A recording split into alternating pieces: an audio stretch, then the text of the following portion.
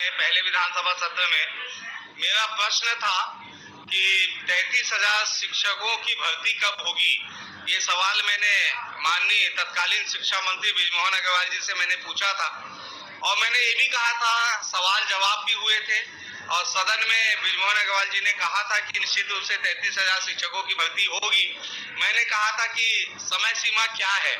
तो समय सीमा उन्होंने बताया था कि नवंबर तक के करने का, इस साल तक करने की स्थिति में हम आ जाएंगे।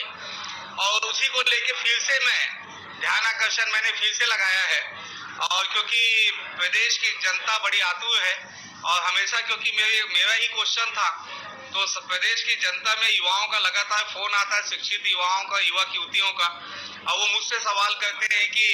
आपका प्रश्न का जवाब हमें मिलेगा कि नहीं। मुझे पूरा यकीन है विष्णुदेव साय जी की सरकार है, निश्चित रूप से युवक युवतियों को के लिए जो 33,000 शिक्षित युवक युवतियों के लिए जो 33,000 शिक्षकों की भर्ती अवश्य निकलेगी, क्योंकि सदन में इसकी घोषणा हुई है, तो मुझे पूरी उम्मीद है।